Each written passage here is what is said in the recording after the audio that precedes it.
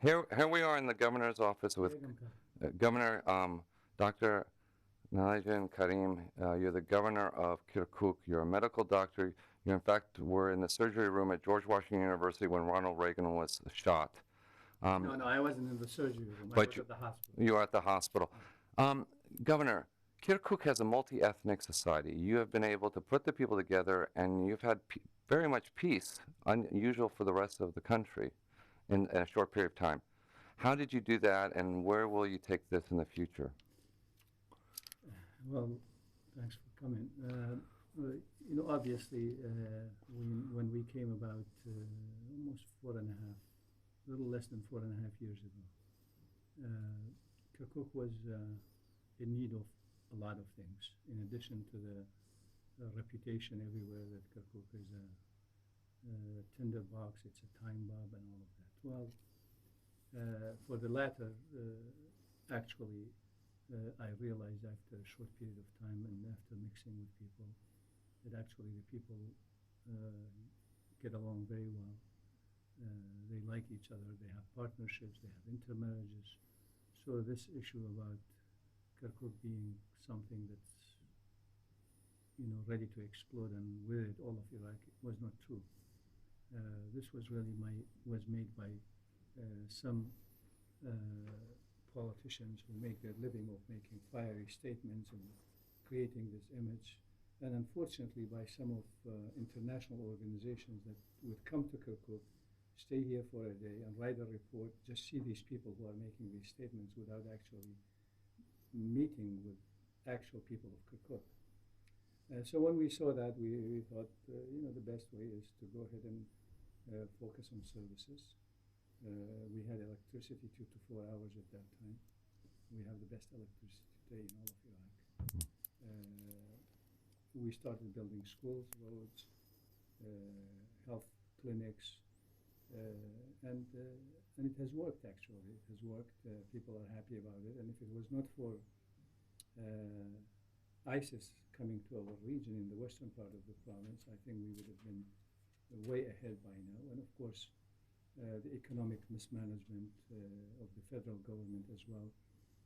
Now Kirkuk, since you're writing about economic report, now Kirkuk really is basically without money like most of Iraq is. And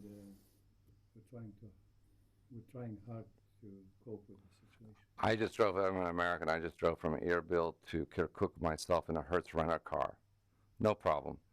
There was truck stop. They said that you stopped the trucks from entering Kirkuk until 10 o'clock to keep the traffic down? Yes, because, you know, rush hour traffic goes on here between almost 6:30 until 9 o'clock. So we do that.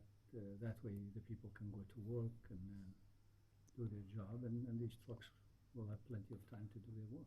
And on something that's like national, you know, international attention, the sale of oil, I think you sell $300,000 of barrels of oil a day, while Erbil and Kurdistan, KRG, sells about 200,000, somewhere around those figures. And Baghdad has not paid you yet for those oils. Question is, are you getting payment for the supplies? So far we have not, but we hope that we will in the future. That's actually the agreement between Baghdad and Erbil about, you know, once they resolve their disputes, then everybody will get paid. But right now, there is dispute. Since the end of June of this year, KRG has been selling the oil directly without going through SOMO, which is the national company that deals with that. And we're hoping that they will resolve their dispute. And are you selling it through SOMO? We're not. You're not? All the oil from Kirkuk has to go through the pipelines. Okay. Kurdistan region. Because what I think is the problem is the legal oil, the oil that's supposed to go there, and then you have gray oil, and then you have dash oil. And so there's a market that's not very transparent, and so to speak. Yeah, no, I think the market as far as Kirkuk oil, where it goes, where it's sold, is very transparent. Everybody knows how much is produced and how it goes. But you're not getting the revenues back from that. We're not. We're working on that with the KRG, and we're close. close to resolving that. But we hope that this whole issue between Baghdad and Erbil can be resolved, so there will not be this dispute about where the oil goes, who sells it, who gets the money for it. But Kirkuk, as I saw it, it seems to be a very interesting place for a foreign investor to set up in Iraq, because you have the safety, you have a multi-ethnic society, and you have the best of both worlds. You are both in the good books of Baghdad, and also you're close to KRG and Erbil. So you have this highly developed economy on one side, a larger market in Baghdad, and you are basically in a nice economic environment going forward. We do actually.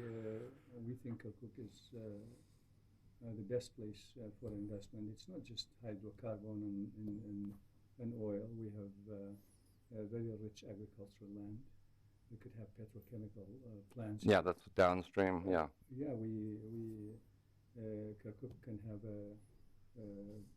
an airport here that could be a hub for all the cargoes that comes to all the way from Baghdad to the Turkish border.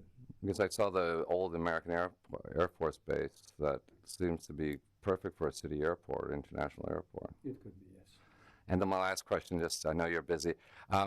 I have never been to a place, even the White House or any governor's mansion, where there's a very strict anti-smoking policy. So I had more of a security checkpoint to see if I didn't have cigarettes on me than anything. I'm a heavy smoker, sir.